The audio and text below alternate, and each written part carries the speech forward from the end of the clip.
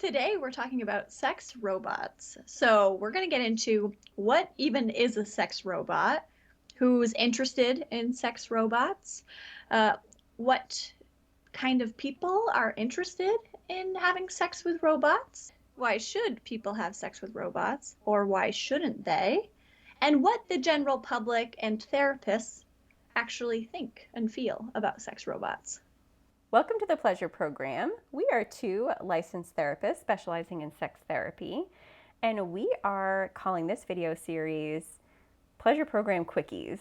This is where we cover a topic related to sex education, and we try to cover all the main points and give our insight and feedback relatively quickly. So let's talk about what is a sex robot. So a sex robot is a robot that has a human-like form, primarily made of silicone. It has customizable features, including the genitalia. The genitalia can either be internal to the robot or can be made external as well for easy cleanup. It's widely customizable in all features. So this includes facial features, hair color, eye color, body type, body size. Male sex robots are less customizable compared to female sex robots.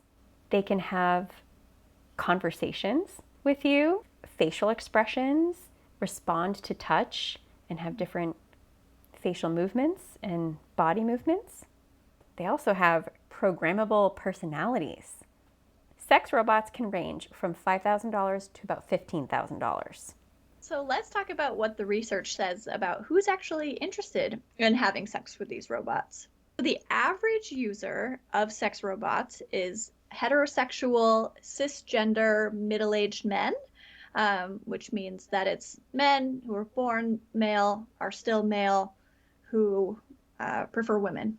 Middle-aged and are typically divorced or separated from their partner, and their motivation with this technology is that they've achieved their life goals and they don't want to start over, right? Like they've gotten married, they've had kids, whatever, and they don't want to start over, but they want a companion of some type. Research has also suggested that people who are interested in having sex with robots are less open in their sexual attitudes, which might be surprising. Which the theory around this is that they might feel that this is a safer way to explore their sexuality and have their needs met. So it seems like this research is a little bit unclear as to what they mean by these individuals are less open. What do you think that might mean, Victoria? I think it might mean that they might be considered to be more typical or standard in their sexual preferences, not really open to trying new things or into kink or anything that might be considered like abnormal in sexuality. Be curious to hear what viewers think that might mean. Research has also shown that these individuals who are interested in robot sex, they tend to have anger and distrust of women, and they desire to maintain status differences between genders, meaning that they see groups of people as less valuable than others. Wow. Okay. Don't shoot the messenger. Don't shoot the messenger. We are relaying information. And we're linking some links below for some stuff. Links below for you to take a look at. So we're saying that there was a pattern that they noticed, or an average that they noticed. This does not mean that every user of sex robots feels this way, but statistically notable according to these research studies. Yeah. Okay. And lastly, these same people were less likely to want to be friends with the robots. So it seems like they want to use the robot sexually. They don't want to be friends or build any type of relationship outside of it. Well, it is a robot. It is a robot. It is a robot. Why people should have sex with robots? What are the arguments that having sex with sex robots is a positive thing? A sex robot could be used as a therapeutic tool if somebody has a sexual dysfunction disorder. A sexual function disorder, such as premature ejaculation, is an example that the research gives as to a way to help an individual manage this disorder. There's an opportunity to practice some skills around managing premature ejaculation and some exposure to a partnered sex situation with a sex robot. The research doesn't give much more detail on really the specifics of how that might help, but they do note that as a possibility for a benefit to having sex with a sex robot. Another example of how a sex robot could be used as a treatment tool is if an individual suffers from vaginismus, which is when the vagina walls tighten and clench up and can cause a very painful reaction to penetration. Those individuals can increase their exposure and use of those muscles with a robot, in preparation for partnered sex. Another possible benefit to use of sex robots would be using a sex robot as a replacement for prostitution. So there is an increase in risk for sex workers who are engaging in prostitution for assault. There's often a lack of consent. There's opportunity for mistreatment. So if a sex robot is being used as an alternative, then that can be a safer option. In addition to that, since we're on the topic of sex workers, sex robots can help increase the safety of sex workers even more, because there's a chance that sex workers can actually be the voice for a sex robot. There's been sex doll brothels across the world. They pop up and they close. It's hard with regulations, but they found that with the sex dolls and the brothels, the sex workers are able to voice that, and they enjoy that level of safety. So that's another potential benefit in addition to the prostitution. So the sex workers are present in some way and being the voice of the robot and giving that more human-like interaction. Yeah, like from a different room though, but yeah. So the researchers propose that sex robots can also be used as a way to promote openness to sexuality, maybe even diversity or kink for individuals engaging in sex with robots. However, this does seem to contradict their findings in the research as to the types of attitudes individuals who are engaging in this type of sexual behavior actually have. Interesting. Sex with robots might also help reduce feelings of loneliness and also provide an opportunity for individuals with physical disabilities to have a sexual outlet or explore parts of their sexuality in a safe way, preparing for partnered sex, perhaps. They could be used for astronauts in space if they're away from partners for very extended periods of times, or perhaps incarcerated individuals who are in prison and don't have access to consensual partners. Okay, trigger warning here. This is a controversial one. Researchers are proposing that sex robots would be a safer alternative for individuals who have sexual fantasies toward vulnerable populations, such as minors, for them to live out their fantasies in a safer way rather than harming an actual minor. There's also the possibility that sex with a robot could potentially help survivors of sexual trauma by exposing themselves to a sexual experience or encounter in a gentle and gradual, safe way in preparation for hopefully having more fulfilling and meaningful sex with a human partner. So you might be watching this video and being like, well, why isn't everybody having sex with robots? There's so many pros here, right? But I think we should also cover the other side of the coin of maybe why shouldn't people have sex with robots? Because the research has a lot to say about that too. Firstly, the counter is that sex robots could actually lead to further harm for sex workers, not safety, by the fear that utilizing sex robots will reinforce bad behavior because of issues with consent, right? Although sex robots have artificial intelligence, right, they're not like a real partner when it comes to consent, and there's nuances there. And if they're using the sex dolls, or if they're using the sex robots in a violent manner and they get used to that, they may act out those bad behaviors on sex workers. And actually, there's a theory that sex robots, having sex with them will lead to social isolation and neglect of relationships. It won't actually reduce loneliness. So spending time with a sex robot could create an inability to form human friendships or relationships. Real sex relationships could become overwhelming due to the ease of having sex with robots. It could desensitize people to intimacy and empathy due to the lack of human interaction and consensual relationships. So it could actually be doing them harm in terms of loneliness.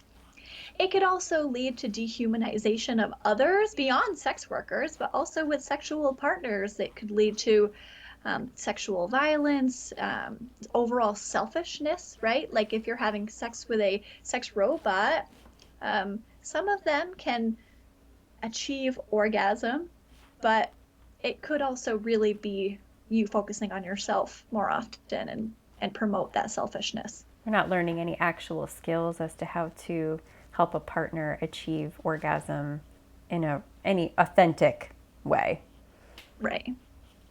And one thing that I think we missed in the pros, because I don't know if it's really considered a pro, but people, they argue about whether or not sex robots is considered masturbation, right? It's kind of like, you and I, we promote the use of sex toys and vibrators and as an addition to the bedroom. And so people will say the same thing about sex robots. It's just an addition, it's just a toy, it's just masturbation. But humans can get attached to inanimate things. We see it all the time. We see care and companion robots, such as in nursing homes, that people get attached to. There's been research that has shown like sex dolls. When people are considering their end of life and they're writing their will, they're worried about their sex dolls. Like they have relationships with their sex dolls and they're worried about what's going to happen to them when they pass away. Same thing for sex robots, right?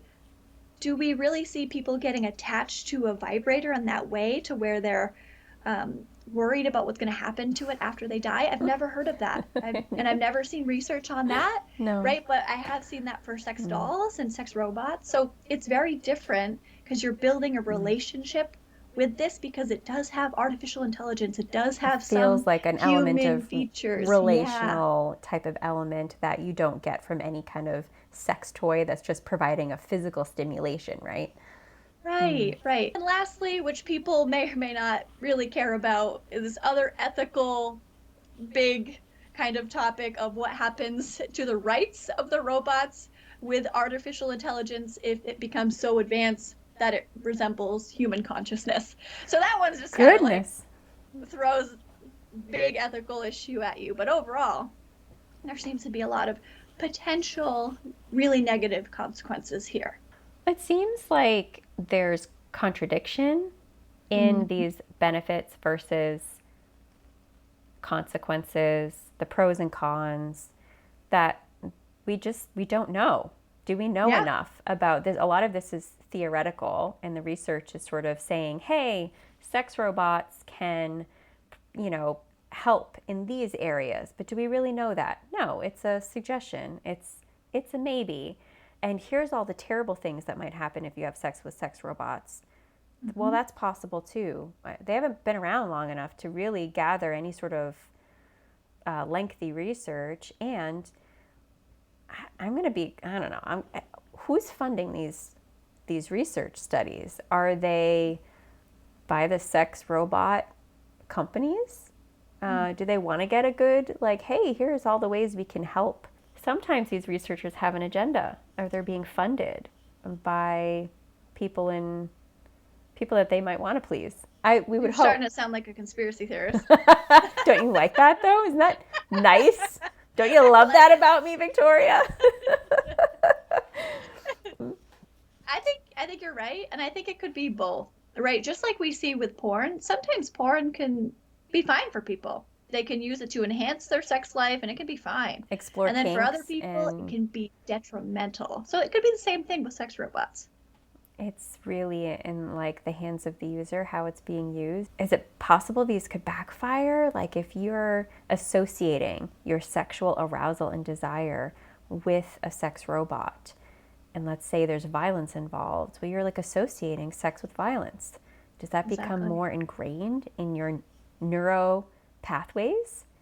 If if you're not creating those neural pathways in your brain of having sex with a real human being, understanding the nuances of desire and foreplay and consent and all of that, then what are we creating? What pathways are we creating in your brain? And I agree. can you get stuck there? We know you can get stuck there in other ways. We have research to back that up, but is that going to happen here with sex robots? I love that you brought that up because that's a great segue into talking about what the general population think and what therapists think about sex robots, because therapists, big surprise, Dying are to know. similar on your wavelength there. Oh, well, I guess I'm a true therapist. What can I say? There's a few studies that report what the general population is thinking and feeling about sex robots. It appears that there is a lot of support in the use of sex robots, especially under certain contexts, such as use in the case of having physical disabilities, a replacement for prostitution, and as a way to live out certain fantasies individuals might have. So the general population can imagine sex robots being used in a therapeutic way for sexual dysfunction or sexual problems. The general population views use of a sex robot as more like use of a sex toy. It's a tool for masturbation rather than seeing it as comparable to having sex with a person. There's been, to my knowledge, one study of what therapists think about sex robots. So it's a small sample size, so we'll keep that in mind in going through this. But they found that for therapists' attitudes, the average did not positively rate the existence of sex robots, nor did they think it could replace sex with a human. More than half of them viewed and defined it also as masturbation, along with the general public. The majority of the therapists could imagine the use of sex robots for disabled people, those in isolated environments, those living out fantasies. This seems to be a trend between the populations. Therapists didn't believe that sex robots could aid or help people experience a trusting sexual relationship. So this wasn't like a pathway in their minds from like a baby step to a better sexual relationship with a human in the future. Almost half of them could imagine themselves actually recommending sex robots in therapy, and most of them saw use for them for treating sexual disorders. However, also, most of them thought that it could lead to ethical concerns, right? So again, pros and cons here. So the male therapists were more likely to affirm the therapeutic potential of sex robots, and female therapists were more likely to assume ethical issues, which is really interesting. That is interesting. It seems that the main ethical issues on therapists' mind were it promoting loneliness and loss of social skills and loss of relationships, because they've seen these things with issues with porn that we kind of touched on earlier, so they can imagine seeing these same issues from the use of sex robots. And lastly, they also were concerned, as you stated, about neural connections being intensified by living out any concerning or illegal fantasies, right? So if they're being used to help replace the harm done to vulnerable populations, they're worried that's actually strengthening the connection there and putting those vulnerable populations more at risk. We've covered a lot about sex robots, the pros, the cons, maybe why you should, maybe why you shouldn't. We're curious to hear what you think. Do you think people should have sex with robots? Let us know in the comments. And if you enjoyed this video, give it a like, consider subscribing. Let us know if there's any other topics you would like us to cover. Any other controversial topics? We're willing to go there.